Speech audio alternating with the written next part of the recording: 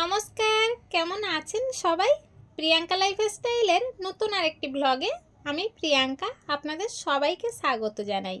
আজকের দিনটি হলো শনিবার আর এখন সকাল 7:30টার মতো বাজে। আর এখন থেকেই ব্লগটা শুরু করছি। আর আজ শনিবার মানে তৃষ্ণার বাবার ছুটির দিন।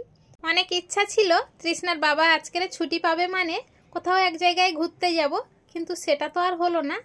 না হওয়ার কারণটা হলো গতকাল রাত থেকে প্রচণ্ড বৃষ্টি হচ্ছে আর এখনও পর্যন্ত হয়ে যাচ্ছে। আজকে সারাদিন নাকি বৃষ্টি হবে, সেই জন্য আর কোথাও যেতে পারলাম না। বাড়িতে বসে এই রান্না খাওয়া করতে হবে। বৃষ্টি হলে তো কোনো কাজ থাকে না, তাই না? শুধু রান্না করো, খাও আর ঘুমাও। আর সেটাই আমার সাথে আজকের ঘটে গিয়েছে। আজকের বৃষ্টি হচ্ছে বলে সকাল সকাল ঘুম থেকে উঠিনি। ওই 6:45টার দিকে উঠেছি। উঠে কিছুটা বাসি কাজ সেরেছি। উঠানের আর বাইরের কোনো কাজ তো নেই। বৃষ্টি হচ্ছে মানে উঠানও ঝাড় দিতে হবে না, ছড়াও ফেলতে হবে না, জামা কাপড় রৌদ্রও দিতে হবে না। আজকের সকালে নির্দিষ্ট কাজের তালিকা থেকে যেমন 2-1টি কাজ কমে গিয়েছে, ঠিক তেমনি আমার ঘুরতে যাওয়াটাই হলো না। সত্যি মনটা ভীষণ খারাপ লাগছে। তাই জন্য তৃষ্ণা এদিকে বায়না করছে যে একটু ফ্রাইড রাইস ভাত খাবে। তো সেই জন্যই আর কি এদিকে মনে কষ্ট নিয়েও মন খারাপ নিয়েও আজকের ফ্রাইড রাইস করছি। তার জন্য সবজিগুলো একে একে ভেজে নিচ্ছি, কিন্তু চা খাবো বলে এদিকে চাটাও করে নিয়েছি। তবে লিকার চা ছাড়া তো কিছুই খাই না, তাই লিকার চা করে নিয়েছি, আবার মিষ্টি ছাড়াই লিকার চা। তো যাই হোক, তৃষ্ণার বাবা সকালে উঠে বাজারে গিয়েছিল, চা খাওয়ার সময় পাইনি। বাজারগুলো করে এনে দিয়ে উনি এখন একটু রেস্ট নিচ্ছে। তো ওনাকে চা দিলাম, আমিও নিজে খেয়ে নিলাম। তারপরে এই কিছু কিছু করে সবজিগুলো ভাজছি হালকা আঁচে, কম তেলে, কারণ তৃষ্ণার বাবা তো বেশি তেল খেতে পারে না, আপনারা সবাই জানেন। তাই হালকা আঁচে ভেজে নিচ্ছি।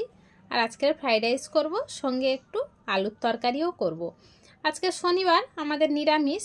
না হলে বৃষ্টির দিনে একটু মাংস আনলে ভালো হতো, কিন্তু নিরামিষ তো, সেই জন্য আর মাংস আনলাম না, ডিমও আনা হলো না। একটু আলুর তরকারি করব। আর এখন এই শীত পড়েছে আর নতুন আলু উঠছে। নতুন আলুর কষা বা আলুর দম বলে অনেকে, খেতে কিন্তু খুবই ভালো লাগে। আর যদি একটু ঝাল ঝাল হয় তো আরও তো সুন্দর হবে, কিন্তু খুব বেশি ঝাল তো দিতে পারি না।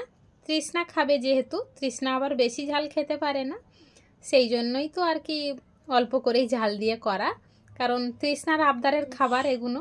তো যাই হোক বন্ধুরা, ওদিকে ভাতও আমার হয়ে গিয়েছে, সবজিগুলোও ভেজে নিয়েছি। ভাতটা কমপ্লিট করব, কিন্তু তার আগে আলুর তরকারিটা বসিয়ে দিয়ে তারপরেই ওদিকে যাব।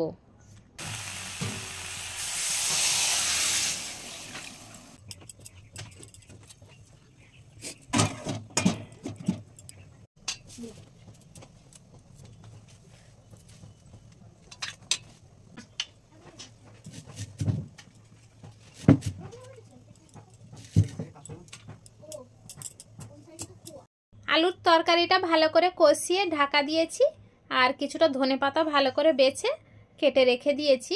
আর এদিকে তৃষ্ণার বাবা বলল যে আমি ভাতটা ভালো করে মাখিয়ে দিচ্ছি, সেই জন্য ওনার হাতে এই কাজটি ছেড়ে দিলাম। আর আমরা বিরিয়ানি যে খাই বা ফ্রাইড রাইস খাই, আমরা কিন্তু ঘি ব্যবহার করি না। তার কারণ আমার তো ঘি খেতে একদমই ভালো লাগে না, তৃষ্ণাও ছোট থেকে খায় না। আর তৃষ্ণার বাবা ঘি খেতে পছন্দ করতো, কিন্তু এখন তো উনি আর খেতে পারে না, সেই জন্যই ভাতে আমরা ঘি ব্যবহার করলাম না। একটু জিরে গুঁড়ো ছিল, সেই জিরে গুঁড়োটাই ছড়িয়ে দেওয়া হলো সব শেষে। এখন আলুর তরকারিটাও হয়ে গিয়েছে। তবে আলুর তরকারির মধ্যে যদি আলুগুলো ভেঙে না দিই, কয়েকটা আলু, তাহলে ঝোলটা কিন্তু ঘন হবে না। তো সেই জন্যই কয়েকটা আলু একটু ভেঙে দিয়ে ধনেপাতাটা ছিল সেটা একটু ছড়িয়ে দিয়ে ভালো করে নেড়ে নিলাম। ওহ, ধনেপাতাটা দেওয়ার পরে যে কি সুন্দর একটা সেন্ট উঠছে, সেটা আমি বলে বোঝাতে পারছি না আপনাদেরকে যে কত সুন্দর একটা ঘ্রাণ আসছে। তো তৃষ্ণা তো দেখে লাফালাফি করছে। ওকে এই মুহূর্তে খেতে দিলে খুবই ভালো হয়, কিন্তু ও তো এখনও স্নান করেনি। শুধু ও বলে নয়, আমরা কেউ এখনও স্নান করিনি।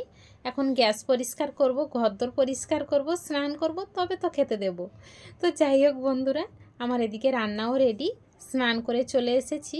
আর হ্যাঁ, স্নান করার আগে সব কাজও গুছিয়ে নিয়েছি। রান্নাঘর পরিষ্কার করেছি, গ্যাস পরিষ্কার করেছি, জল ভরেছি, তবেই কিন্তু স্নান করেছি।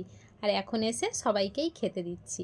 তো চলুন বন্ধুরা, আজকের ব্লগটা তাহলে খাওয়া দাওয়া করতে করতেই এখানেই শেষ করছি। দেখা হচ্ছে খুব শীঘ্রই নতুন আরেকটি ব্লগের সাথে। ততক্ষণ পর্যন্ত সবাই ভালো থাকবেন, সুস্থ থাকবেন, সাবধানে থাকবেন। আর ব্লগটি কেমন হলো অবশ্যই কমেন্টে জানাতে ভুলবেন না কিন্তু। আর ভালো লাগলে একটা লাইক করে দেবেন। সবাই ভালো থাকবেন, সুস্থ থাকবেন, সাবধানে থাকবেন। দেখা হচ্ছে পরবর্তী ব্লগে। আর পরবর্তী ব্লগটি দেখতে হলে চ্যানেলটি তো অবশ্যই সাবস্ক্রাইব করে রাখতে হবে। টাটা বন্ধুরা।